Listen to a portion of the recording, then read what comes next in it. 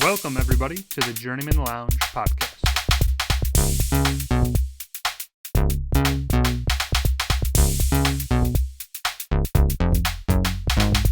You better be praying to God because, you're 14 in losses in a row. You're going to need Jesus.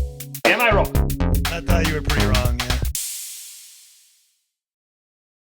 Welcome back, Journeymen Lounge podcast listeners. You're here with your host, Bobby, and to my left, we got Ryan, and on my far left, we got Woj. He is the brains, the producer, the editor. He does a lot of behind-the-scenes, situations, so we appreciate you.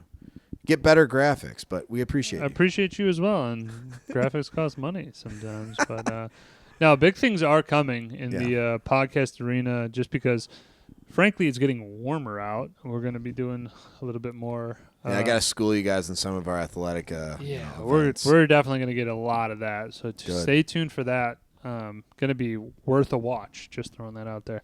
But we're getting back into the movie review. Now it's going to be full movies, and then we might be starting to work back in the album review, but we're going to see how it goes.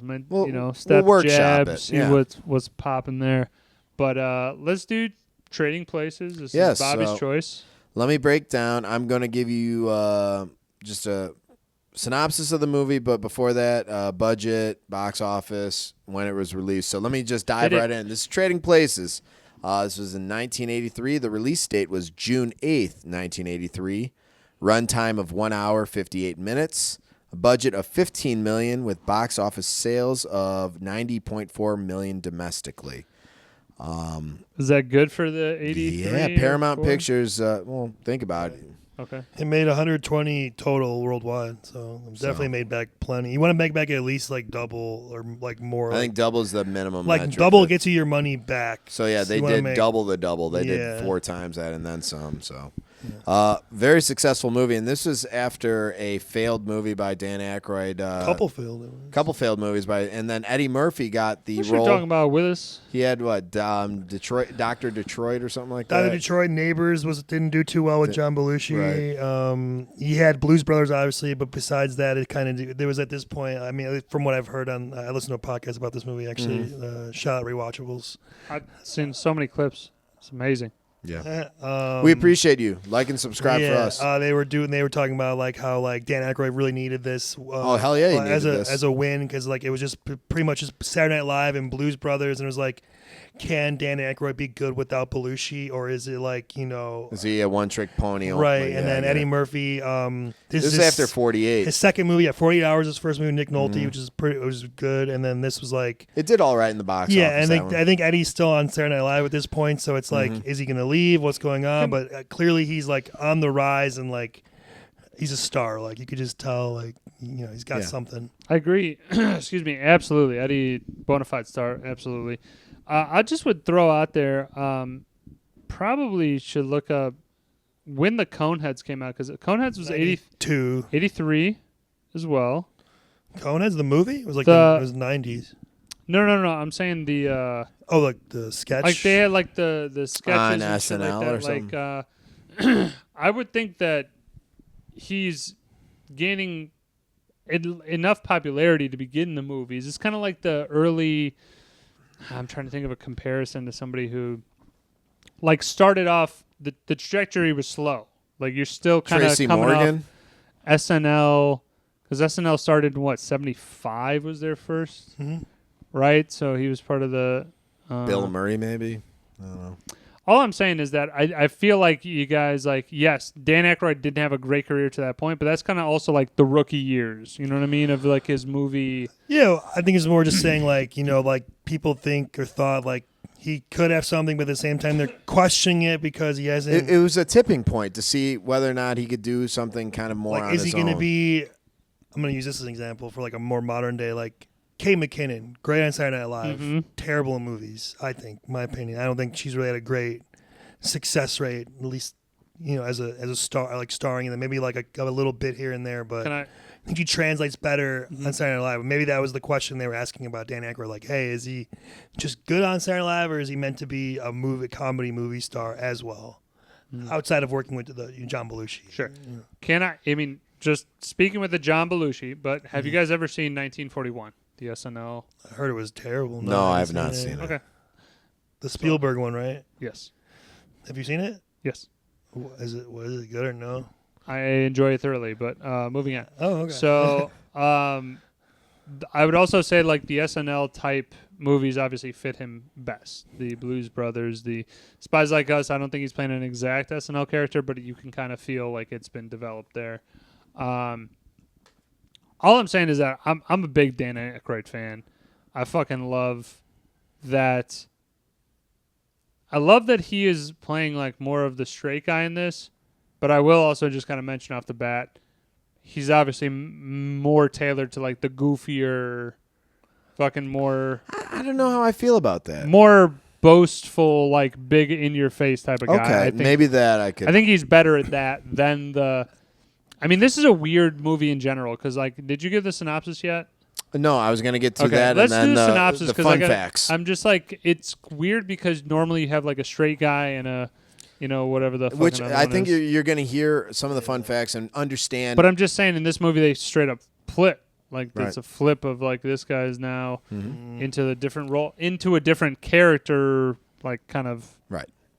column. But go ahead, Bob. All right, so synopsis of the movie, and then I'm going to run into some fun facts for you guys. So sit back, relax. We have Rudolph and Mortimer Duke, owners of a successful commodities brokerage firm, Duke & Duke, in Philadelphia. They have an ongoing disagreement whether a person's environment or hereditary determines success in life.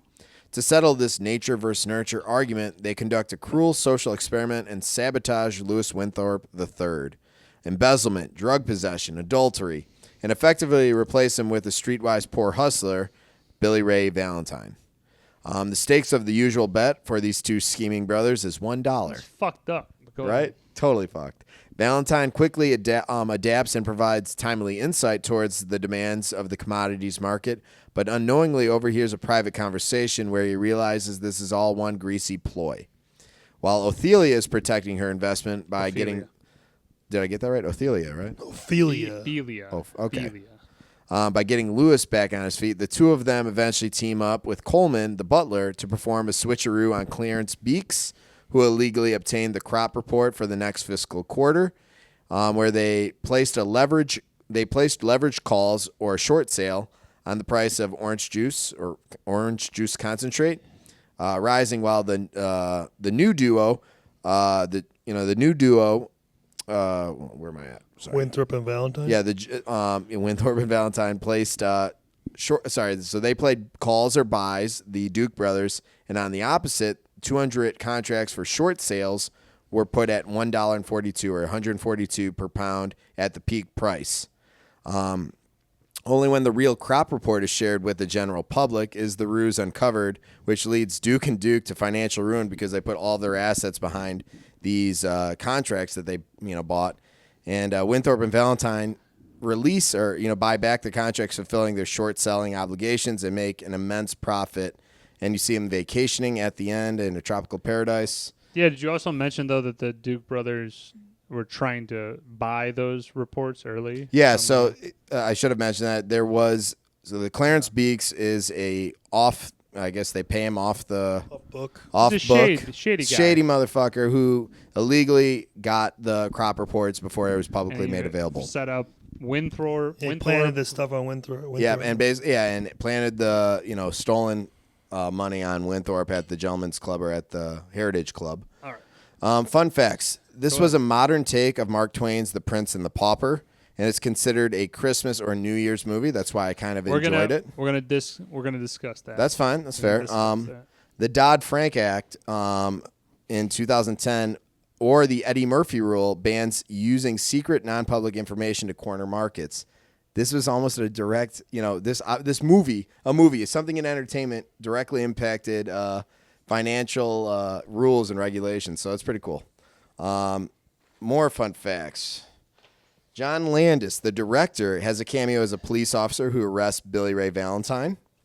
Screenwriter Timothy Harris was inspired by two sibling doctors who regularly played tennis and constantly bickered. So imagine, if you will, Me and your you have a brother, or you and your brother, me and my brother. We all have brothers here, Bobby. That's true. Oh, you have Jeremy too. Fuck yeah. He's got 2 brothers. You got 2 brothers, but no, I know, but I'm just saying it was a duo, not a 3 duo. But anywho, everybody has brothers. Yes. Yes. Moving on. All right, but they're playing tennis and constantly bickering and creating the whole sibling rivalry, like, oh, bullshit, So he used that as his inspiration of these 2, the Duke brothers. Mortimer. So this is where I was going with. Fun fact, Black and White was originally a vehicle for Richard Pryor and Gene Wilder, but swung Paramount Pictures, but the director swung Paramount Pictures to hire on Eddie Murphy after they viewed 48 Hours. Well, and he thought he was going to be a star, so he's like, let's get this early. Go ahead. Also, Richard Pryor burned himself smoking crack. And that's also, he was unavailable due to a personal situation where he was trying to, create or meth or crack He was smoking crack and he burned himself, so he was out. Yeah, that's part of it too. Fun fact, too, is Jamie Lee Curtis was a hard sell due to her roles in slasher films, because they really didn't see her as being the whore with a heart of gold, and they didn't know. Horror. No, he's saying whore with a heart. He's right. Yeah, whore with a heart of gold. Oh, okay. And goddamn, her body on this, fierce. We'll have to get into it. And then this was so I guess real quick, scenic shots: New York City, Philadelphia, and the U.S. Virgin Islands. And they actually stalled business activities at the Commodities Exchange, and $6 billion of trading was halted, for one of the edits, and they actually had to refilm over the weekend because they created so much disruption on the actual floor. So, fun facts. There you go. Fun facts. I hope you guys learned something new. I knew a couple of them, but I am happy that you reported those. Those are good. Thank you. I didn't know some of them, but I did know a couple. Jamie Lee Curtis, goddamn. Back to you. Goddamn. All right. So, next question is category. Yeah, your personal experience with the movie, thoughts and observations. Cool, I'll go. This is one of those movies where I've seen on TV a bunch, like in parts, but never like the whole thing all the way through. Okay. And this time was the first time all the way through unedited I got to see it. But I remember on TV when I was growing up, it would be on sometimes on like AMC or maybe Comedy Central. And it hasn't been on. I mean, I haven't had cable in a minute, but it wasn't on for like a while. I think it got canceled because of some of the scenes. Or this isn't a different PC environment. Yeah, no, I'm saying it's the 80s. It's of the time. Right. So, but I thoroughly enjoyed it. I don't like. I think I need more. I need to see it more to like really. Like comedy. Agree. I think I need to see this a few more times to get the dialogue down, the Eddie Murphy bits. Like, because like when I saw him, like I was laughing hysterically, but like I can't recall them like I can like say Nutty Professor or like Norbit, Beverly Hills Cop or something. Some show. Why would you put Norbit? I thought he was funny as hell in that one. I didn't. That was not me. Sorry, I enjoyed that. So I think it's very good. And Woj, you said how you are a Dan Aykroyd guy. I am not a Dan Aykroyd guy, but not because I don't like him. Well, because I just don't watch. I haven't seen a lot of his movies, so I just fair enough. Hey, no, fair enough. I think he's fine. I don't think he's like bad or anything. But there might be a person, which we'll get to later, Recasting I might prefer. But yeah, I think he was good. I liked him. I enjoyed him. I enjoyed this movie. Sure. Yeah, I mean, Trading Places probably was seen early on. I mean, obviously, I was born in '91, so I didn't see it when it came out or anything. But early on, for sure, probably revisited it here and there, and then also on TV. So I've been seeing it in a variety of different ways. It's a low rotation, definitely not. Yeah, this wouldn't be in the queue. Yeah. Seeing it all the time, once every few years or whatever. Yeah, it's not anyone I would go to, I would say. But I would say, though, that you can see kind of the pieces of Eddie there. You mentioned the... I'll get into the cast after this. But I'm just saying the Nutty Professor, though, the... Coming to America, Beverly Hills Cop. Like, those are ones classic, where he's shining as like...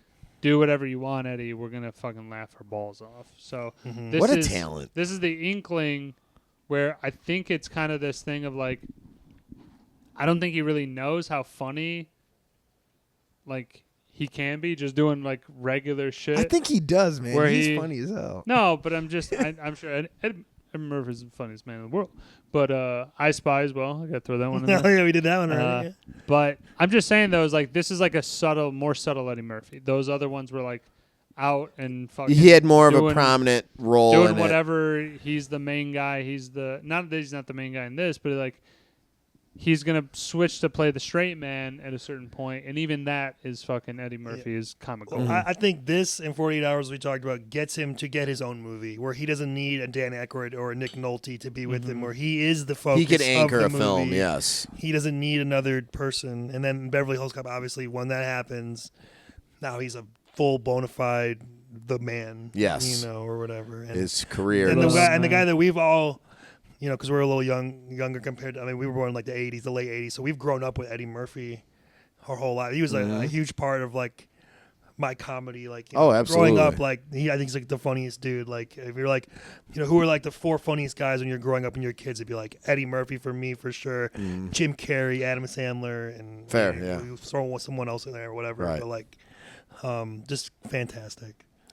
I also just want to shout out. Yeah. Eddie Murphy's got fucking the athletic type of shit, like build that he can do stuff then as well. Like, in all these movies, he's another 48 hours. He's able to run, jump, kind of be the believable. I kind of compare him to Chris Tucker. Is like, yes, he's funny as well, but like he can also, I can see him doing some athleticism of the to it. action stuff. Like it's not as unbelievable when you have like a guy who's like 70 years old, like Harrison Ford in the Indiana Jones movies. Sometimes he's like, right, yeah, no, like, exactly, dude. No, it's like, what the fuck, man? Like old Liam Neeson in some of the movies he's been in Taken lately. 7. Yeah, it's like Liam Neeson. At that point, you suck at actually protecting your family. Can we be at least the first ones to admit it? If it's beyond Taken 2, it's problems. No, I get you there. All right, so let's get into what's the next one. I want to get my impressions real quick. Oh, because I'm sorry, man. Go ahead. Trading Places. Now, Eddie Murphy, to your point, I saw this came out in '83. I didn't see some of it, like this work or 48 Hours. I plan on seeing 48 Hours and some maybe revisiting some of his other ones because Coming to America. Funny shit. Love that one. I think it's one of my favorites by him. I did watch Axel F recently. I watched that. I liked it. It was decent. Yeah, for being a Netflix on a sequel to a movie that hasn't been out in like 30 years, I think it was perfect. But yeah, I think he's an incredible talent. And to Woj's point, is he athletically gifted? Yes. He knows how and is he gifted in terms of he does music and he was part of music videos and he had his own, this guy could do anything. He was musically gifted. He could act. He could do impersonations. He could do anything's in his bag. What an incredible talent. So we appreciate you, Eddie Murphy. I know you're not going to watch us, but I hope you maybe click on it and maybe one of your kids could, leave us a comment or something. But all right, let's move on forward. We got let me pull this out. Favorite scenes. Let's just go right into it. I'm going to talk about the general feel of the movie. It's based in Philly. Yep. But early 80s Philly. But I like kind of Rocky-esque. you get the comparisons to or feel of a New York or Chicago. So I like kind of the cold weather. Well, and like the old 80s, before everything got gentrified or whatever. It's a lot of the alleys and the slums, neighborhoods. Yeah, it really makes you feel like you're in that time. Yeah, I would say the architecture as well is definitely all old school, and the way that's also shot. John Landis, right? Yeah, John Landis. Yeah, and then 16 Candles, John Hughes. They kind of shoot similar way of the time. Is that it's kind of grittier, and it's real. Even again it's grittier, and then they soften it if they're doing a scene inside. It's real, so kind of you feel the fire. Place he has a fireplace in his fucking office, and I was like, I want that. Give me some of that. His office looks incredible. So I just like the feel overall of the entire film because again it goes back to that time where I'm I like all of these films in the late 70s 80s. I like seeing it because it's time travel doesn't exist. It's our way of time traveling, what looked like the early 80s. All right, don't get cerebral on it. I like that. No, hey, cool. I like that. It's a snippet in the movies past. Movies are a way to escape cool. and do things, and that's a cool when you watch movies that of the time. They're oh wow, that's really cool. That's how Philadelphia looked or whatever. You can't just go to Philly now and it look like that. So I don't need that. I take offense to that. And that's all it took. That's all it took for me. Real quick before I dive into scenes, I do want to just do a quick overlay of cast and characters. Well, are we doing scenes first? I want to do the cast and characters just so we understand scenes. Fully go into cast and characters. All right. Eddie Murphy, Billy Ray Valentine, Dan Aykroyd, Louis Winthrop III, Jamie Lee Curtis is Ophelia, Don Amachi, I hope I'm not pronouncing it. Amici, Mortimer Duke, Ralph Bellamy, Randolph Duke, Denholm Elliott Coleman, Jim Belushi's in this, so I know you mentioned John. Gorilla. He's Harvey. Paul Gleason is Clarence Beeks. Frank Oz is a corrupt cop. Kristen Holby is Penelope. Kelly Curtis is Muffy. Alfred Drake, president of the Exchange. Guess who's in this? Giancarlo Esposito. Oh, yeah. Gus from Breaking Bad. That is literally the That Guy Award, so why don't we just get into it? I'll vote on that right now. But I'm just saying that's literally that's like as Bill Simmons would say, that's a that guy. He graduated from being a that guy. That's his first in that when you had seen it, and then you would see him later, like, oh, that's that guy. But now he's Giancarlo Esposito. Very young Giancarlo Esposito. I'll throw out Robert Curtis Brown. I had that guy too. Yeah, this for guy Todd. Always like CSI. He's in Malcolm in the Middle. He's Hal's coworker. I got a few more guys if you want me to rattle one. I mean, he's always in these things where you're like, oh yeah. I mean, I think that guy is Paul Gleason. He's the fucking Paul Gleason, the vice principal in Breakfast Club. He's in Van Wilder. Yes, but I think that it is Die Hard. We just did. It is the Paul Gleason of like. I don't think he's that guy. The guy's earned his. He's kind of. I wouldn't know his name off the top of my head. Oh, okay. I'm kind of more of like I know Paul. So Gleason there was Paul two Gleason. guys that hopped in here: Tom Davis as a baggage handler, and another Tom. Who the fuck is Mardrogian, Officer Bantuzzi. Okay. Two Toms here that I thought were possibly that guys. Yeah, go ahead. Bartender Bill Cobb. Bill Cobb, my man, dude. He's in a ton of things. Dude, Bill Cobb, Demolition Man. Enough. And we have James D. Turner, cellmate number 1, the offensive line, the bigger of the two cellmates. Yeah. Offensive lineman for New York Giants and the Washington Redskins. So yeah, that guy. You also have Al Franken. Al Franken, one of the gorilla handlers. Baggage handler. Yep. I think I had Susan one Flanderer, I think it's. I'm out. Charles Brown is Officer Reynolds, and Clint Smith, Durag Lenny. You had Afimo Omilami. That was a drill sergeant in Forrest Gump. There's been a couple. Oh yeah, names. That guy. Yes, I know it, dude. I'll be here all week. Dude, okay. Right. I was watching the movie and I'm like, what's that dude from? And that's him. That's it. Glory Road, Ray. I mean, The Alamo. God damn it, Gump. You must have an IQ of 160. You're going to be a general someday. I got a couple more. Go ahead, rattle them. I only put, I think, like 20 or so on here. I had like 5 when we went through them. All right. Now we could roll into best scenes. Well, I'm gonna. Sorry if you're not. Say one more thing about cast and characters here. Sorry,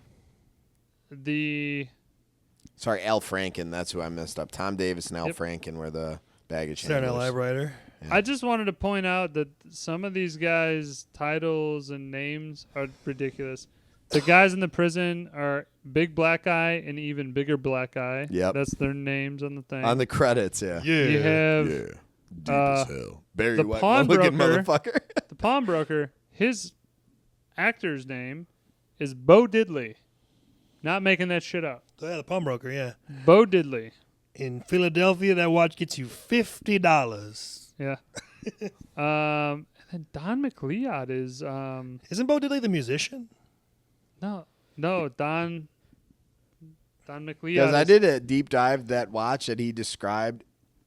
All that checks out. The watch itself, the price that it sold. I was like, man, they did a little bit of work on this. $7,000. Yeah. In Philadelphia, it's $50. It's hot as hell. Singer Bo Diddley. That's what I thought. Oh, he might be. He's a famous blues, like very famous. Shout out Bo Diddley. All right, I'm good on that, guys. Let's move it. Let's roll into some favorite scenes, and don't do a Bobby and go right to the end. Okay, I'll start. Intro to Eddie Murphy's character as the legless, stump homeless veteran, black veteran, Blind Vietnam War veteran who's begging for money on the streets. Fucking hilarious. I wish I could have the quotes for you. I don't have them in front of me. If you have any, you want to throw in there for me.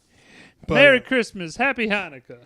He's getting roughed up. He's like, I really don't appreciate this. I think he said once you've been with a man with no legs, you never go back or something, or something like that. It's like, how'd you like a stump up your ass? And then when he's like, You got a lot of soul. Appreciate it. Get out of here. when they, the cops talk to him, and then they drag him up, and his legs come in. He's like, I can walk. I can see. I can walk. Thank you, God. He goes, and then, what, like a military branch are you in, or like any like, bullshit? I served in Vietnam. Well, yeah, where? You were in Vietnam? Dang, I was bang, in Sang bang, Bang. Sang bang. So He just rattles off a bunch of nonsense. But I think he says, he was Air Force or some bullshit? He's just making some shit. Yeah. I don't know. It's just classic Eddie I was a Murphy Green bullshit. Beret. So funny. I like that they then the start it, Eddie Murphy bumps into Dan Aykroyd. Dan Aykroyd coming out of their clubhouse. The Heritage thing Club, or whatever. And even though he bumps into him, hey, here's your briefcase back, he shouts to the cops. Starts like this Benny Hill type of. Yeah. It just keeps going around and around. He's under the table. He's on the table. All the revolvers are pointed at him. Eventually gets booked. I kind of like the quick like police station. Like they do it in like a lot of old school movies where it's like a police station. Like walk in, you see the lineup and not the lineup, but the people getting booked in are just like. There's a couple cops behind a thing, and then they walk in, and you just see a bunch of, like, all these different variety types of people just like, okay, this person's getting booked for this, or blah, blah, blah, and everybody's interacting. I like those in older movies, but the pied de resistance is Eddie Murphy in the jail cell. Yes. Describing how he's like, this is what happened, man. Like, I beat up all them cops. Hey, you say you beat up them. Karate Man, Man, you bruise on wouldn't the be inside. all pro if you would have beat up them cops and gone to jail. What I meant to say was allegedly beat up them cops. That's a court of blood technique after he does all that like crazy nonsense. And he's showing, as you said, showing it off to a young Gus Fring, Giancarlo Esposito. That was very awesome to see. Yeah, Karate Man. Go ahead. I like when he's like the two bigger guys are giving him shit. They're hilarious. And he's like, He's like, oh, yeah, you got your limo outside. I was like, you don't know that because you're a big Barry White-looking motherfucker. I lost it at that. This is my favorite quote of the whole movie. Didn't I tell you the phone in the limo don't work, so I can't talk to my bitch? Ain't you listening? What are you, ignorant or something? Where's your bitches, Mr. Big Time phone Pimp? in the limo ain't working. What are you, ignorant? Yeah. And then I like this Karate Man, bruise on the inside. They don't show their weakness. Yeah. Dude, I don't know. Like, I can't imagine that was part of the screenwriting or script. I think they just let Eddie Murphy a little bit off the leash. Like, some of this has to be kind of just free flow. No, I'm sure, yeah. Oh, he's just so funny. I think it was funny to go back a little bit. I liked real quick the limousine scene where the Duke brothers pick him up, and he thought he was basically going to be molested. He talks to the driver. He's like, "Oh, you ain't shit, like helping me for shit." Man, what do you think? We think these guys full of shit or what? He calls him gay. Right? Yeah, he goes off on a tangent, but he's like, all the whiskey, and then he took all the cigars, threw it in his. What do you think I should do? Thanks for the help. Thanks for the help. I laughed my ass off at that scene too. I laughed my ass off throughout this whole. I'd also just throw out again that like this is 1983. So yes, it's not throwing PC. a couple of unfavorable words around. Yeah, just easy. Yeah, I held disclaimer. back. Blank. That's why he actually said something worse. Yeah, but I was in the beginning too with the showing like the how rich like Dan Aykroyd and Mortimer and Randolph are compared to like the rest of like Philadelphia. the world. The Dukes live in like a mansion. They have a full butler and mansion, maid staff. Mortimer, not Mortimer. Randolph. Randolph. No. What's the Winthrop? Coleman. Winthrop. Oh. Winthrop has his own personal butler, Like Wing. Denholm Elliott. Yes. And he's like fully. I think Christy mentioned this when we were watching the movie. She was like, "This guy's helpless. He's literally like, what's the name of the butler? Coleman. Coleman. He's like, Coleman, get my breakfast, pick out my suit, put my suit on me, grab my toothbrush, do all this stuff. So like he's literally helpless, but like that's that level of money. That is literally hell like, yeah. You're gonna get me dressed in the morning. Driving away based on their futures contract, they made $360,000 just like on a quick hit. On Winthorpe's advice. Yeah, he's Winthorpe's like, advice. Sell now. Did it. 300. And then they only tip their guy $5 for Christmas. And he's Christmas like $250. That's from me. Yeah, half of that's from me. And again, this takes place during Christmas and New Year's. I say mostly Christmas, but definitely New Year's to the end. Yeah. I would go with there's a couple fourth wall breaks. Yeah, Murphy starts the camera. I love that the bacon, lettuce, and tomato, and he's you might find in a baked pork I belly. love that. That's fucking hilarious. I like those in where he looked off. He's like, you fucking kidding me? I don't have anything for a while. I know Ryan, you probably have another. I got some more. Let's see. Mine's more towards the end now. I like the fact that when Eddie he goes to the bar. Yes. And all of them immediately like, oh, fuck you. Like, get out of here, you cheap son of a... And he's like, motherfucker, what? Hey, basically, aren't you the same bitch I was about to carve up? Here's your $27. He starts throwing money around like it's crazy. And he's like, oh, yeah, you can check my limousine outside. And you have Coleman just standing there like, hello. And then he has the party back at his house. And he starts realizing, like, now that he's rich, like, maybe... all these people are just fucking jocking. Yeah. But awesome party with multiple topless women. Yeah, let me just say that happened. I missed this time, the 80s and the 90s. We just had nudity just because sometimes it doesn't work, sometimes it does. But I got to say, it's a nice going back and visiting. Sure. It's like, why not? That was a fun scene. The girl in the bedroom especially, fantastic. But yeah, he throws him out of the house or whatever. And then he's like kind of learning like how to like, I don't know, act better and like take more responsibility and can we all agree that the office that Dan Aykroyd and Winthorpe and Billy Ray share, what an incredible office! Like granted, like they're providing some managerial guidance and direction and checking payroll report. Apparently, that's a thing that they're responsible for. But what an office to kind of just settle up in if you wanted to like lock your door, have a cigar, and just chill. Seeing that too. That's always. I'm sorry. That's the time of when you were 80s, able to smoke and drink in your office, and that was like accepted. It was a norm. Like they wouldn't knock on your door unless they had something fucking important. I was like Winthorpe getting the stuff planned on him at the the PCP the meeting, or the money, stolen money, and then he getting arrested and. Books. The whole like you said in the booking where he's like, they're trying to have you are sex. Witnesses. This man accosted me. Yeah, Dan Aykroyd also has like a pompous. He's very good at doing that accent. Yeah, I think the inspiration on that is he heard. I think he was exposed or heard some like Ivy League dude talk like that, and he's like, I'm gonna try to incorporate this into like this character. I like how he gets his like different clothes because they got stolen or something happened. Then he like. His fiance picks him. He's like, "You stink!" Or there's like, "They took my clothes." And he's got like a black eye and just like the whole thing. And then the dude pays Jamie Lee Curtis, who's a prostitute, to kiss him in front of her. So she like breaks up with him. Asking for drugs as well. Yes, so he's a drug dealer. But those men wanted to have sex with me. I love that. He's like, so yeah, he does have this pompous. And to be honest, like in the early '80s, for a man of his caliber. The suits, and one thing that I got from, I watched some of the special features from the DVD, the suits that they were put in, the Duke brothers himself and, anyone else of their, like, prestige, they went to the same suit store or the fabric person that put together the suits for people in that, like, the stockbrokers in that day. So when they're getting dressed up to the nines, that was, like, some of the best quality suits. So you could see, and the one thing they mentioned was they made Eddie Murphy wear a red hoodie because they wanted to use that visual cue of him being the poor dude with like a weird jacket on. But if they said if I went with a gray hoodie, it would kind of wash it out. So the costumes were used in a way of conveying the whole like movie. If you put it on mute, you could still see and understand a little bit about what's happening. Because after that, he's wearing a beautiful 3-piece suit with a nice tie, tailored down. It looks great. Good shoes.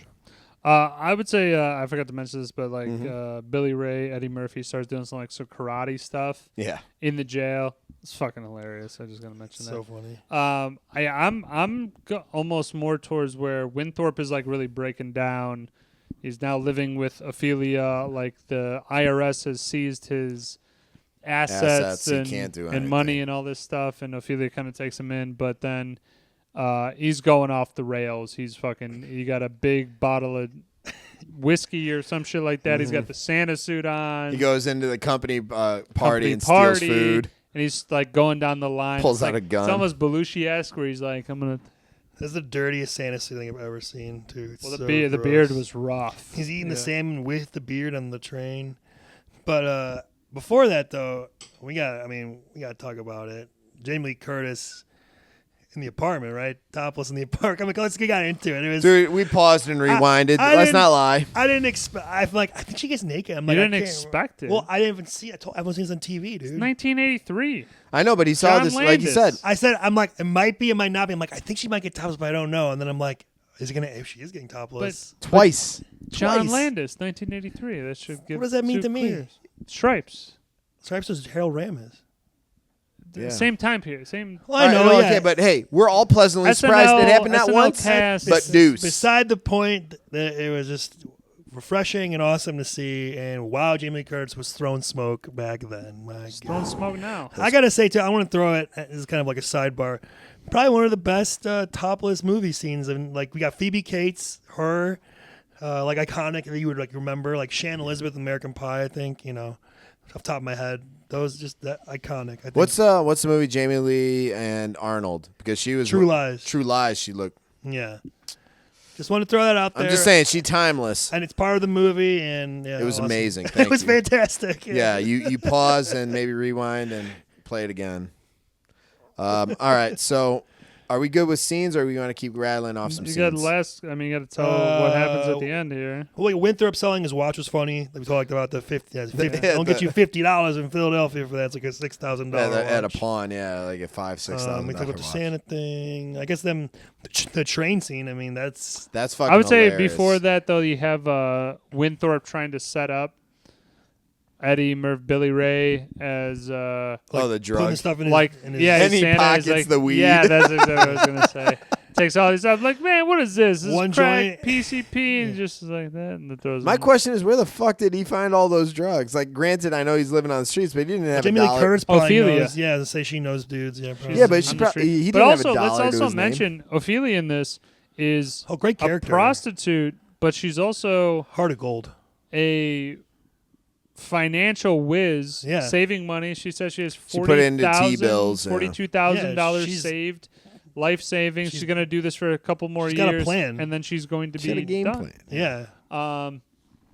Lives in an apartment, but it's hers and it's paid off and like all that. And she's shit. and she knows how she talks to Dan Aykroyd about like investing and stuff, and she clearly She knows also her shit. she also sees that he is telling. He's a the cash truth. cow, yeah. He's telling the truth essentially that he does have $150,000 saved in the. Tarp's coming off. Watch out, bro. No, and 150,000 in 1983 when this is like so this time period is actually like when it was filmed. That's equivalent to like close to $500,000 sitting in the bank, on the ready. And she takes care of him too when he's sick and stuff. So she's Yeah. like a good person. Good This- friend, and this yeah. is a breakout role for her, like we talked about. This 'cause was because she's a been in Halloween and She was some a scream queen before this, and John Landis had to go to bat for her, and like I'm putting her in the movie. I don't care, and like And thank you, John made Landis. her We appreciate clearly you. made her He's a dead, star, or whatever. So Yep. awesome. Okay, and then the ending, like they go on this whole elaborate plan to. So yeah, the brokerage steal scene the- is awesome. We're on I the enjoy train. We can skip over. yeah, on the train is what I'm talking about. They make a plan to steal the crop report because Bleeks, I think that's his name, Beeks. right? Beeks. Beaks. Beeks is trying to steal it for the Duke brothers, and they're basically trying to do a little bait and switch. And Eddie Murphy comes in as a ridiculous, like African Cameroon. Hello, I'm from Merry Cameroonian. New Year. Merry New Year. Yeah, all that shit. I mean, they're Love going it. up to the nines, and then you have Ophelia is like a. This is Swedish. She's saying like I'm a Swedish milkmaid doing a German accent. So John Landis, this is a good drop in because I watched the special. He's like, what accent can you do? She's like, I can't do German. Like, what can you do? I can do Swedish. All right, do that. And he just basically said, come in and do a Swedish accent, even though you're wearing Lederhosen. Denholm And then you Elliott's Irish priest, yeah. Yeah, drinking. And then the coup Yeah, Coup d'etat? an Is acronym. that coup d'etat? Is that what the- you're about to say? I don't know what I was going to say. Is that what you're about to say? The final one, which is controversial, of course, now. Dan Aykroyd in blackface as a Jamaican guy. Yeah. Which, wouldn't fly now. Well, this is the thing, is that you kind of understand the plot of the movie early on, is that these two old money Dukes brothers are like betting that like the socioeconomic background determines what a person will be. It's capable. Like basically going real racist with it. Like, and Mortimer drops his wallet just to test it. Oh, the money clip. Yeah, the money clip. Yeah. But I'm just saying though, is like you can obviously see the point is seated in. Seeing it's pretty jarring. You know, we don't. It's not a thing that you. It's like. Well, it's like it's so bad. Unless they're doing also it, the thing. Unless like in Sunny or like Tropic Thunder, where it's more like satirical, where they're calling attention to it because of how ridiculous it is. But in this case, it's like they were just doing it as a bit, like as a gag. The focus though from the screenwriter was more on the socioeconomic. It wasn't a race thing. No, I think it was more accepted. I'm just saying it plays in. But it does. The use of Dan Aykroyd as a Jamaican dude that in didn't land well. Is just like. Well, honestly, they didn't need him in that. I don't know why they dropped him in. They could have put him in almost any other character. I mean, the whole scene is like ridiculous. The whole train. Well, there's a gorilla.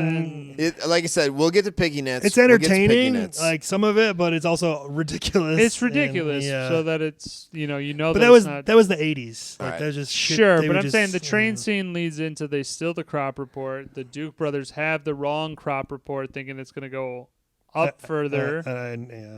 Bobby's going to explain kind of a little bit more about the why they make money, scene, but essentially they go to now they're in New York.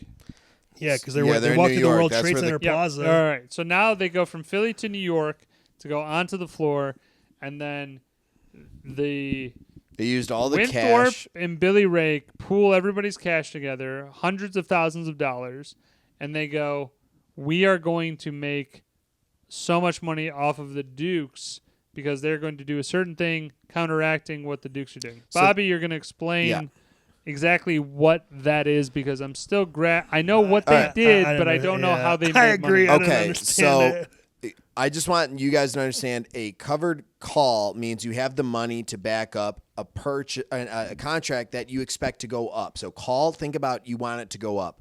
Put, or a short sale, you want it to go down, right? Okay. So call, put. Now, they did it on margin. What margin is on loan. So if you have $200,000 cash, on margin, you could leverage, let's just say, $800,000, $1 million worth of different types of financial instruments. So in this case, commodities contracts.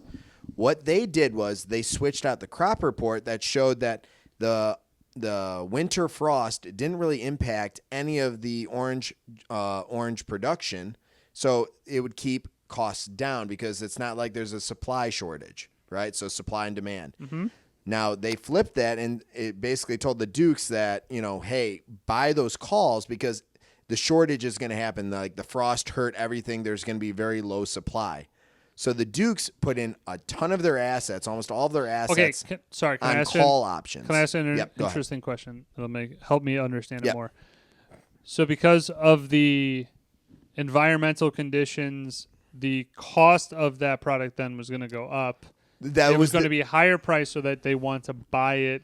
They want to buy it at this price, and then they want to let it go increase, and a call option sell. Exactly. You would get the difference between of what the market value of the contract is versus the option that you bought it at. And so it's a delta game. And then the counteraction is what Winthorpe and Billy Ray do. What they do is a short sale or a put. So in the if you're ever on a floor and exchange or the I'm going to one tomorrow. This is buy. I'm just saying if you see hands coming towards you, buy. This is sell. That's a real thing. Is that accurate of what they did in the movie? Yeah.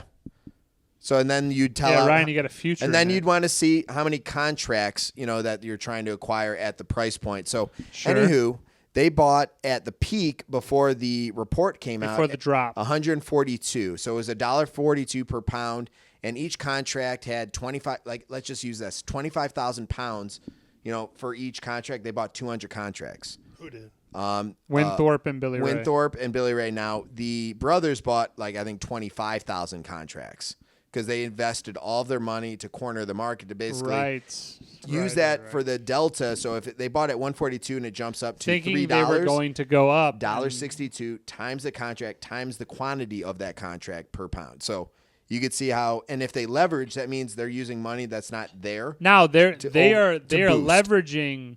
So it's a margin call. Hundreds of millions of dollars. Yes. And that's in 1983. So that's like billions of dollars. So, yeah, today. they had a brokerage firm that probably did have assets that could cover this. Okay, now. So they are now so they were the expectation of, prior to that report coming out, they're buying a shit ton of call options for the next month or so. So options comes in, 30 days, 60 days, 90 days.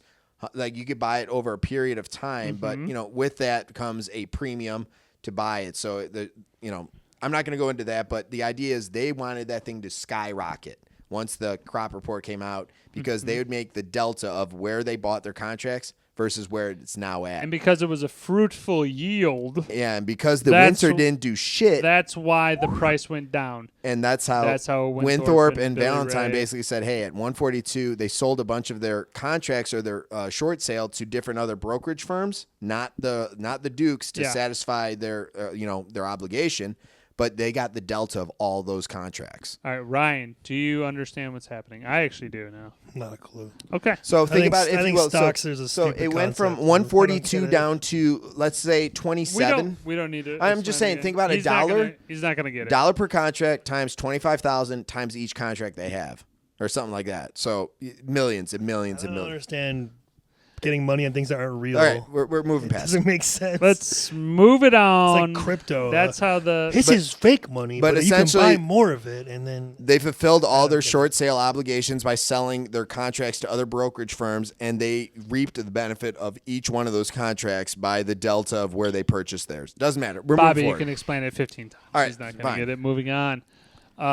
So that's. I would say the whole movie and the scenes and all that stuff. And they gotta forget the island part at the end where they and I have some quotes if I can throw in. Let's run through quotes because I don't have a whole lot here. We're just gonna can I do the quote going into the World Trade Center? So in this building, it's either kill or be killed. You make no friends in the pits, and you take no prisoners. 1 minute you're up $500,000 on soybeans, and the next, boom, your kids don't go to college and they repossess your Bentley. Are you with me?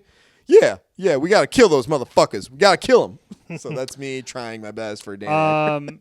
I like old white dudes going, oh, hogwash. It's my favorite old man term. Looking good, Billy Ray. Feeling good, Lewis. I will say this line in any movie is the greatest.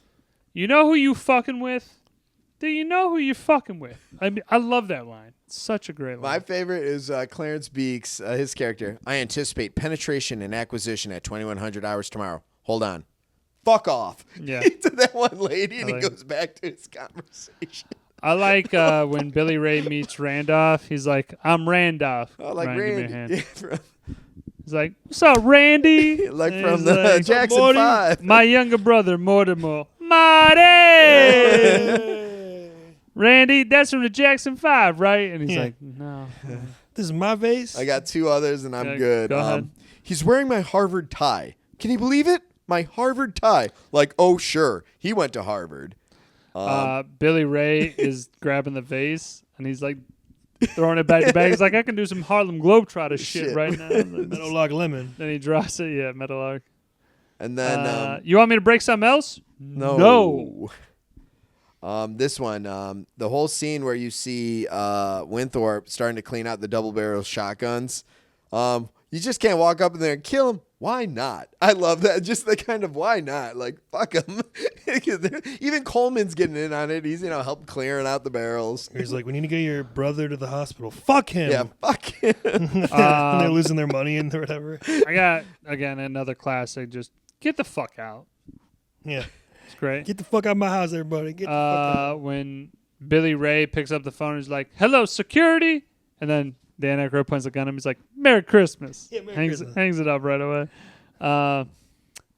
Beef jerky time.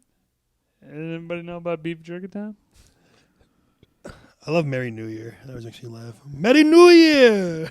I don't remember who says this, but he's like, "I'll rip your eyes out and piss on your brains." That's No idea who graphic. said I that. forget that. Now, one thing though, Hold on. Yeah, go ahead. Not done yet, sir. No. Gotta have the Eddie Murphy like. His laugh, yeah. We love Eddie Murphy. You know what? God forbid if we could Eddie get him to Murphy, we respond. know you're watching. I would kill if he's just like, I appreciate you. That's all. All right. Let's kind of move Saturday morning when this comes out. Yeah. I'm good on quotes. Let's move on.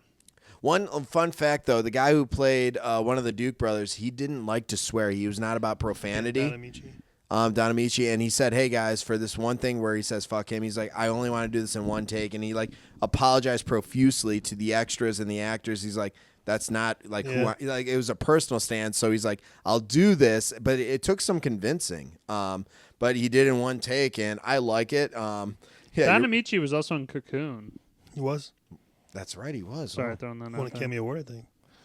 All right, so Coming to America. He was also reprised their Mortimer Duke. yeah, so Coming to America, the Duke brothers are actually on the streets poor. So Yeah. that's a fun little add-on. That was a nice cameo. And they actually used some of the money for Coming to America to bring him back. Mortimer, I think we have back. So let me go to next category: scene stealing performance or support performance. So not Aykroyd, not Eddie Murphy. I think go. it's Jamie Lee Curtis. Jamie Lee Curtis. That's fair. And besides the scenes, like her acting and her character is very good. You could see like I like Coleman. She's going to be like a star. Right.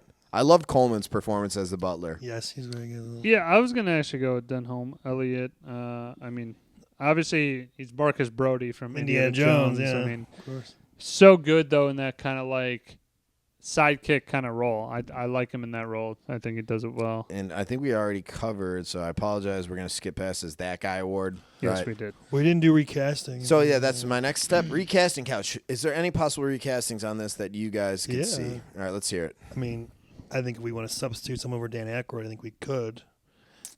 Dude, easily Chevy could have done this. 100%. I have it down. Steve Martin. I don't like Chevy, though, personally. Steve Martin would be nice. Bill Murray Yeah. could have done this. And One more. John Candy. Hey, my man. Let's go. Is it too early Literally for Phil wrote all those down. Is it too early for Phil Hartman?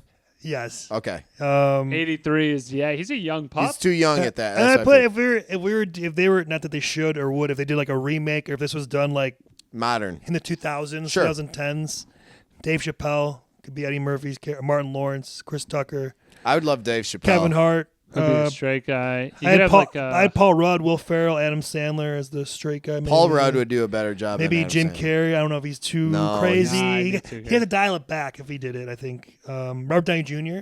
I think maybe he could do it. RDJ. He's comedic. Like in Due Date, he's kind of like that love asshole. Due Date. Yes. Yeah, so that was just my thoughts on that. Modern. I like that. Modern. I like that modern equivalence. Woj, you got any more? No, you hit 3 of them on the head. Hey, Woj, you ready for this next one? We got the needle drop, songs and scores. Yeah, let's do it. I'm going to read through what I have, and I'm going to let you take Go over. They have the overture, Marriage of Figaro, Dante. By Mozart. Mozart. Yeah, Wolfgang Mozart. There you go. You need the So, name. so let me get to the next one. Most people don't know who did the overture Marriage of Figaro. All right, so they have Dante Figaro. Cantabile. That's the same thing, Wolfgang. Mm-hmm. Mozart. Out of the Sheets, Into the Streets by David Williams. Do You Want to Funk by Sylvester. Orally Cookies, The Hot Toddies, Jingle Bell Rock by Brenda Lee, and The Locomotion by Little Ava. Yeah, I'd also mention Pomp and Circumstance. It's by Edward Elgar, who's not the original. Mm-hmm. But Pomp and Circumstance is that very traditional Harvard type of they use entrance music. They use more scores in classical, obviously, to show like prestige. And they have to because it's based in like proper Philly, which is asinine to me. There's nobody in Philly who's like, oh, yes, shall we go to the yacht and then after have a nice polo match? Yes, we shall. It's like nobody fucking talks like that. It's a Philadelphia accent. You got Philadelphia accent. The water. I'll say this, though. You guys all seen It's Always Sunny in Philly. You know how those houses that have the lighting on their like roofs and whatnot for that scene? Those are the rich people. Like, they actually do have a rich, little facet in Philly that like that might be those financial types. So I don't know if you mentioned it. Get a Job from the Silhouettes plays in the credits. Oh, I did not no, get I did that not one. mention that. Okay. All right, so there's our Good. needle drop. I try to do well by Woj. There's a couple of Christmas tracks in there, but they're played for very short amounts of time. Moving on, we'll talk about that All right. later. I'll say, when do you want to talk about that? I was Go gonna ahead. say, Go ahead. Go Next go one, ahead. though, is most cinematic shot. What do you guys thought maybe as a possible cinematic I shot? would maybe just go outside the World Trade Center, and then as you go into like the stockbroker, like classic stockbroker pits, I think that looks pretty cool. I think a couple I had. One, it was the wide shot of the conference room where Winthorpe is framed. It's like a really Yeah, wide, you're right. They Like did a a Congress. panorama. like the Congress. historical building with all the paintings and all the stuff and the big room, and then also just like when Jamie Lee Curtis takes her to her apartment, like just like the ghetto Philly, like the alleys and the way it looked. I don't know, it was really cool. I thought. One of mine, I guess, would be the vintageness of the limousine and the kind of that limousine ride. You know, it's old school, it's the 80s. So I kind of enjoyed seeing an older vehicle that and then I guess for me the shot of when you're going down the stairs, they had both of the brothers being dressed or like having their like coats put on. I was like, dude, like that's some type of living right there. Like huge staircase. It's annoying. It's the same. It's the same principle in fucking Deeds, Mr. Deeds. Why would you want somebody to change your socks? It's the weirdest shit of all time. If you don't have to, why not? That's the craziest thing I wouldn't ever do heard. it personally. Why would you ever want somebody touching your like feet and your body? Hey, I'm gonna put this jacket on you, sir. The fuck Well, out you saw of how here. Coleman, he had basically breakfast ready, paper, his clothes picked out, everything. Personal chef is different than dressing you and like getting you out the door. Hey, I'm gonna drive you to the. I like driving. Do you know that? Hold on. Are you guys aware there's a thing called a butler stand where they'd literally hang their like shirt, jacket, shoes, watch? Like that was a standard at some point of if you have Well, again, this is 83, but like 20 years before that, this was like a staple of like this is how people live. Sure. A lot of people. So, any else cinematic shots? No, good on cinematic. Go. All right, let's go spin-off, prequel, sequel, Or Switcheroo first. or Switcheroo crossover. The first one, the spin-off. I had spin-off prequel sequel. Okay, go ahead. Well, you already mentioned, but the Coming to America cameo, that was my answer. The Dukes, yeah. They have them and they're like poor. You see them. Yeah, they're on the street. They're on the streets, and then they something happened. They're like, Mortimer, I think we're gonna come back or whatever. Or something we're that. we're on our way. down, but yeah. So that was cool. That's all I had. I don't have like an actual idea. I just wanted to mention that. I got Winthorpe and Billy Ray run a business. Call it Willie and Billy. Willie and Billy. in the island or where at Philly? I mean they're two smart guys. They got hundreds of thousands, if not millions of dollars now. I figure they could probably do whatever they want. They could open up like old school like brokerage firm, or they could go something a little bit more like Billy Ray knows. Hey man, you just need to buy this. And now, in the sequels, are the Randolph and Mortimer coming after them again, or like what's the villain would probably be I'd for probably revenge? go like Or their sons or something? FBI, Okay. like stocks fraud or whatever. It's like a little seedy, but SEC, it's not Securities seedy. Exchange. It's just like it's not. It's Are they set up by the Dukes again? insider Or trading. are they actually doing wrong No, shit? the Dukes are dead for sure. I get what you're going with. Maybe like a grandson revenge something plot. like that, yeah. But you'd have to Maybe get Phil like Hartman's a guy. the grandson. You have to get like a guy like there we go. Bring him in. Spalding. Yeah. Sure. Like somebody that you really hate, that you're just like, this is a little preppy asshole. Okay. Who No would be offense. a preppy asshole in like 1990? I'm going to say the orator from, what was that? Billy Madison, the guy who like was doing the whole, not the one he was against, but the guy like running up the speed, like, hey, like managing. You know, I believe that's Tim Hurley. No, it's not Tim Hurley. That's in. No, the guy with the, like everything you just said made everyone dumber. He'd be a good, I think. I'm gonna look it up right now, but Yeah. I'm fairly certain that is a guy that he wrote with on SNL. Could be. I don't know that guy's name. All right, keep going into the next. So switcheroo, crossover, possibles. So I just had this thought when I was watching Valentine. So when he gets invited into the limo by the Randolph and Mortimer, that like if this movie I went take it back. Sorry, real quick. It's James Downey. Tim Hurley was also in the movie, but James Downey Also was a frequent collaborator on SNL. He was a writer. Okay. Had to get that right. Go ahead. Hey, Valentine invited into the limo by the Duke brothers, Mm-hmm. and this movie took a different turn. It turns into like Get Out, where it's like Oh, they're jeez. they're doing some fucked up shit. Yeah, well, that's what I'm Holy saying. Yeah, like shit. It went dark. It went I dark said it quick, went dark. Yeah. It's just like a different movie, but like it's like should I trust them? And then it's like it could work as a horror film. For a crossover, that'd be funny if you What saw... would you do though with Dan Aykroyd though? Because that's kind of like the movie takes off that way. Dan Aykroyd just falls to pieces. Yeah, I don't really need bro. Dan Aykroyd in my movie. I just What about Jamie Lee Curtis though? She's got mate. chops in the act. Maybe she's horror. part of luring, Maybe she's part of the luring scheme. them in. Yeah. Like she's more of a bad person in this movie, where she's Okay. like the daughter in Get Out, where she's like not Yeah, dating right. him, but she's like, "Hey, come back," and is like, we got this Psychopath. Yeah, we Yeah, got yeah. this lady, and like, damn, she's hot. I'm gonna go in that limo for sure. I'm just saying, I'm not sure when. I think it came out later 80s, but I would have loved to seen. You have Rocky Balboa running down the street when they're in the yeah. car. So it's like, because it's in Philly. Maybe or just, after Rocky 3 before Rocky 4. or something like that, where Yeah. you see Rocky kind of training or like jogging down the street with his dog in That's a his sweats. fantastic That'd idea. be a nice little, just kind of like they look over, see that. Apollo Creed or something. Yeah. So I like that. I'm good. Yep. All right. Picky Nits. Let's roll it Should up. we bring up the Christmas? Let's do it right discussion away. here? All right. That's fine. Oh, is this a fucking Christmas movie too? Because it takes place during Christmas. I and there's consider this a Christmas New music. Year's movie. Hey, I was gonna say my hot take is this is more of a Christmas movie, or as much as a Christmas movie. If As Die Hard Die is Hard. one, if Thank it is, you. yeah, No. Thank you. Wrong. it's the same. It's actually probably It's the more. same fucking Honestly, it's thing, probably more of a man. Christmas. It feels more like Christmas to me than Die Hard. At least it's in the winter. Just because and it takes snow place during the and- season and he's there's wearing a one or Santa two suit. Christmas songs does not make it a Yeah. fucking Christmas movie. Agreed. Amen. Case closed. Moving on. I agree. I can't. That's right. You I can't can't. because I just can't. I shut the case. It is Yeah. over. It's All right, exactly fine, right. Fine. I'm not going to concede. I'm just not going to argue. Which means that you are conceding. The one thing I got to say is he sounds like me more each day. I love it. All right. Dan Aykroyd is this weird face type of looking guy. He that does. He could play late 20s, mid 20s, all the way up to like 50. Yeah. And I think he's like 28. Yeah. So it's like that weird thing where it's like you could be young or old. I don't get it. But I don't get it. I don't get it. I'm just saying it's an interesting thing to be like, what? I buy the Winthorpe thing, but in other things that he's been in, I'm like, you're always kind of like a trending older guy. Like that's kind of his sweet spot is the old guy. Can we all like, agree that I think actors growing up in like the 70s or 80s, by the time they even hit 20, they already looked like they were 33. Like maybe the smoking and drinking. People did look older back then. They Right. did. And nowadays you have someone who's like 28 who looks like they're barely out of high school. Right. So, And there's also the fact though that like I feel like they didn't do a big one Yawning. there. Sorry, Charlie. 9:00.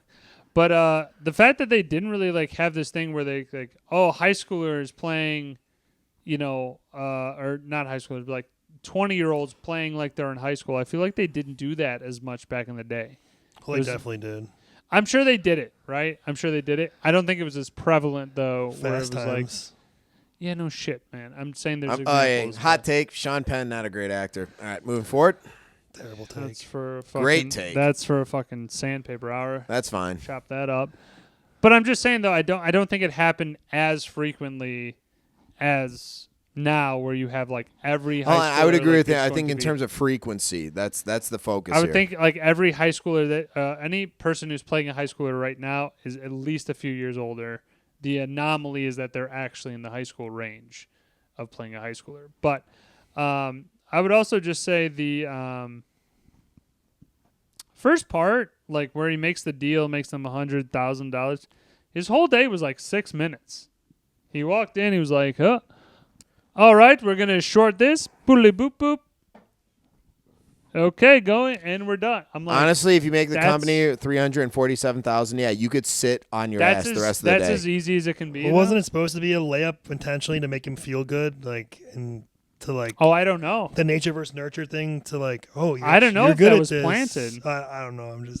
I think he's a smart person, and I thought they just backed And- him because he was good for the company. No, he's a Which also, Which brings me to my next point. All right, here we go. Why the fuck would you fuck with a guy who's making good on your company? Because they're rich assholes. They had so much money, it didn't matter. They They had over $350 million. They like to have fun. These are like the people who would like hunt man for sport. Yeah, Right. The Pest. I was just thinking about that movie. Because they mentioned that we've done it before, so they've ruined someone else's They only life. literally bet $1 over ruining someone's life. So they don't. So yeah, someone who has, let's just say, close to $500 million in the bank, yeah, you could probably fuck around with anything you want. Yeah, they don't care.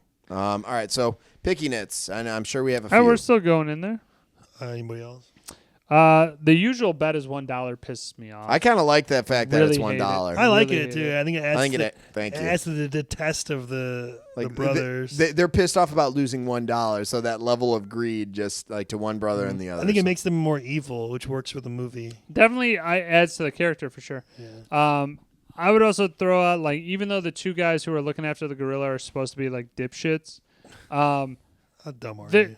There's two gorillas now. Yeah, there was only one before. Now There's there's only one. two. Now there's two. You're not. I was that thinking dumb. that too. Like it should have been like different people brought the gorilla onto the train, and different people came onto the Managed train it to or watch something, it. And they wouldn't know. They'd be like, "Oh, I guess says only one. Well, there's two. Okay." But these guys saw there was one. They took him in.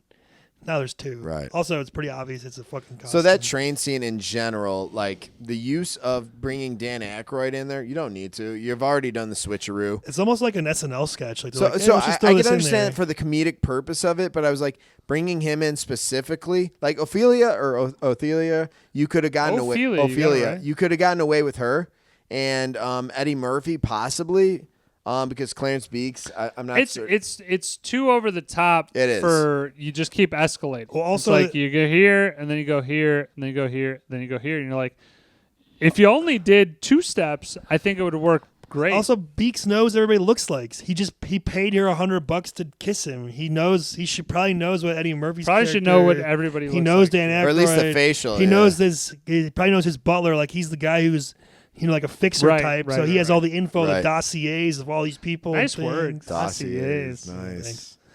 Nice. I also thought that, kind of I guess the quick, you have a whore basically walking out of the jail cell. And he's like, oh, I want to make a quick 100. Like, I'm not certain how quickly a normal person, even like struggling for money, would jump at that offer. Like, I know she was hesitant early, but I was kind of just like, I still don't see her like pulling the trigger on something like that. But maybe, I don't know. For $100, and it's like just kissing him on the lips. Like she gets paid that to bang dude. She's gonna just to kiss a guy. You know what I mean? Like I guess for me it was a harder like sell. It was just, I don't know, whatever. I just had an issue with it. I think more of an issue or like a picky name would be like, why does she like Winthorpe so much? Why is she falling for him? How quickly that happened. Yeah. She has the wherewithal to know that it's going to be money. Well, at first it's money, but then she's nursing him to health. Right, and she she's gets in the starting bed topless feelings. with him. I'm sure there's some. like, I mean, there's some sort of attraction at some point, but they don't have much initially- chemistry. I don't think. No, I agree with you on that, but I'm saying at least the money aspect is there right away. That like you have to protect this baby bird. Oh, Right. initially like- it is yeah. that. The first apartment scene is. Oh, that. I think it. But the time frame of this whole movie was only dude, like it travels all the way up until Eddie Murphy comes back and goes like, "Hey, I now know that this." Up until then, Winthorpe is useless. But I'm saying like in terms of like her like having developing feelings for him. like Yeah. real, It wasn't really like a scene where like they went to dinner or something, Right, that, or like, they got a the- drink, or No, but why? But why?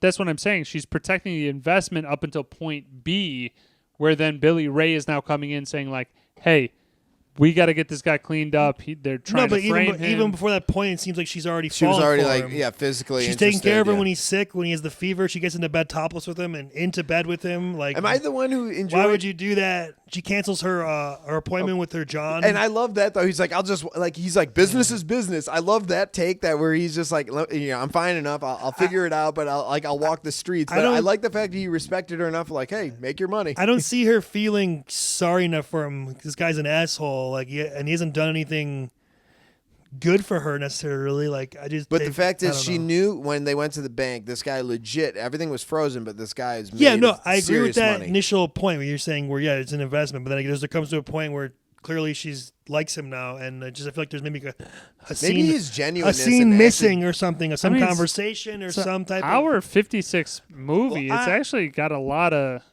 No, but I could see that though. Like Length in he there. was genuine. Her like maybe that was something because her typical clientele, you know, they want something specific. Whereas this guy is just broken and beaten, and she gets, you know, almost like that nurse. Like I need to nurse you back. I should say I didn't need the romantic element, but if You they're didn't gonna, need if they're it. going You're to right. go there, then you should strengthen it up a little bit. That's Okay. all, that's all That's I'm saying. fair. Like That's one extra scene of them getting a drink or talking, or maybe in him the doing something apartment, nice for her. or you yeah, know? like he saves her from a guy on the street or something. I don't know, something. It's a build on that. Where yes. it makes her see him in this new light, and they kind of like are on the same level now, and they're like bonding. I could understand that. I could get behind that. Woj, any other picky nuts? No, I'm good. Let's wrap this. All right, let's go. Recommendations and final scores. So this was on Paramount Plus, if you had that subscription. But myself and Ryan, we went to the library, grabbed it. Love the library. I watched all the special features. What an incredible film. And like you said, it was, I think, a turning point for Eddie Murphy in his career because Richard Pryor in his kind of situation. And then you had Dan Aykroyd, who I think set himself apart finally, and you know his career blossomed after that. I think even more so. Gave him more of a run, I Yeah. think, for sure. Like you got like Spies Like Us and The Great Outdoors. Yep, Right? and The Great Outdoors is okay. So all right, that's where you were able to watch this. But let's go. Woj, own it, stream it, pass, and then your rating. I would say it's probably stream. I think Dan Aykroyd is great, but I think there's just better films of his out there. Eddie Murphy is fantastic in this, but I think I like him in a little bit more boisterous type of role. I'd probably go this one at a 7-8. Okay, that's fair. It's a good movie. It got some laughs in there, but It's lacking a little missing a couple of, I think, funnier people. I also put down there that you probably could have added in some of the Animal House guys as stockbrokers, pompous guys, or whatever. I think they would have made a little bit funnier kind of background. They had like the group of like jockey, preppy dudes, and I was like, they're and Penelope fine. eventually starts dating one of them, like And you right have away. Miffy or Muffy or whatever the fuck his Yeah. interest name is. Like, could have probably done something, put somebody funnier in there. But again, I think it was fine. 7-8 stream. What do you got, Ryan? It's very similar. I also had stream. I'm gonna go 8, solid 8.0. I think like Eddie Murphy gets it to that part for me. Sure. Without him, I'd probably be more in the 7s. But it's a funny movie. I think also I might have it higher the more if I watch it more. I don't really know the bits as well. So I didn't grow up with it, like other Eddie Murphy stuff. But he's hilarious in what I saw in it. And I enjoyed Dan Aykroyd for the most part. I don't dislike him or anything. But yeah, it's a pretty good movie. Movie of its time for sure. But it's not like the best Eddie Murphy movie or best Dan Aykroyd movie. Just like the the beginnings of what could be. So for that, I'm gonna go 8.0. Stream. Doinker. Doink. I didn't get it. So for me, I also am on the stream. I think that this is, a great start to see what Eddie Murphy is capable of. I think it's a good way of moving yourself into Coming to America or Beverly Hills Cop. I think it's important to kind of see his development and sequence. I'm also at an 8.2. I think, like I said, Eddie Murphy's portrayal of Billy Ray Valentine, it earns a spot. Now, I really I know you guys aren't a big Aykroyd fan. I'm not a huge fan itself. He is not. Okay. I didn't say I dislike Don't him. besmirch me with this. Hey, Okay. All right, okay. It's trash. There's a mixed bag on him, but I really feel like Not him an being Aykroyd guy. a I didn't know Aykroyd was in this picture. He's even referenced in other movies. So I thought his ability to portray this pompous, soft motherfucker, he did a great job at it. So I could give him some real credit there. It's versatile. So 8.2. That's it for Trading Places. So we got Woj on deck for our next film. Yeah, I think next episode we probably will stick with the following NFL football coverage and things like that, and then doing the movie review. If we feel froggy like putting in an album review, we'll see. figure that Yeah, out. we'll see. But as of right now, we'll just kind of let's get through maybe Super Bowl, and then we'll maybe pull that trigger. So I wanted to go kind of solo. I didn't want to go into a category. We just did kind of Christmas, and we did right before that Thanksgiving or other holiday and type shit. So kind of open it up to free play. I think it's not going to go over well. Oh, here we go. I'm going to go Royal Tenenbaums by Wes Anderson. Really? I've never seen it. I've heard good things. Never seen it. Yeah, you heard wrong. So that's what we got on deck. Chop that up. That's what you landed on, really? Okay. That's what I was going with. I generally don't tend to gravitate toward Wes Anderson movies, but I'm looking forward to giving it a shot. Oh, good. I like that you're objective. Good for you. So the last thing I want to mention. I'm going to mention. Mensch. I am a mensch. Mensch, You're a mensch. Real Yeah. mensch. A real mensch. Tannenbaums, yeah. Mensch move. I don't know if you guys noticed this. You guys notice anything weird with the broadcast? Your TV's not that good? No. I think you're on one of the weird broadcasts where it's like the team one or something because it's no commercials and black. No commercials. This is on ESPN.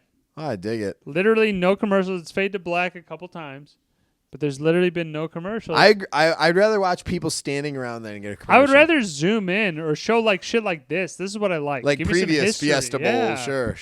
But like they just been showing a lot of like this corner end zone view and not zoomed in, and I'm like, great. It looks like I'm watching like cable access television where you're like, and this is Kennesaw State University against Illinois Wesleyan Church Patriarch fucking U. Some no name. Yeah. It's like it's not even D3. It's like Yeah. D8. It's like, what the fuck is this? All right, Winchester, Fieldville. Winchester. Well, get it right if you're gonna Winchesterton, Fieldville, Iowa. Dick. Well, that was big. Are you even a Mr. Mr. Deeds fan? Yeah, Mr. You even a Deeds. Mr. Deeds fan? Yeah, I am actually. I don't think you are. I saw it in the theater. I was 12 years old. So did I. Is that Winona Ryder too? Except I was 11. Yes. Right, Winona Ryder as a female. Yeah. She looks. Dude, she's been looking good her whole fucking career too. Okay. Well, this is all getting cut out anyway. So. I mean, we dated like personally in the early 2000s, but I had to break it off. So moving on. Sure, when she was 40 and you were fucking She was shoplifting, and you got Yes, sick she of was it. at the bottom of her career, and I was at the top of my 12. game. Okay. Yeah. All right. So we're gonna leave that in and cut it out at the same time. Winona Ryder, just The give me a chance. Journeymen Lounge podcast. Yeah. Episode 118, part 2, coming to an end.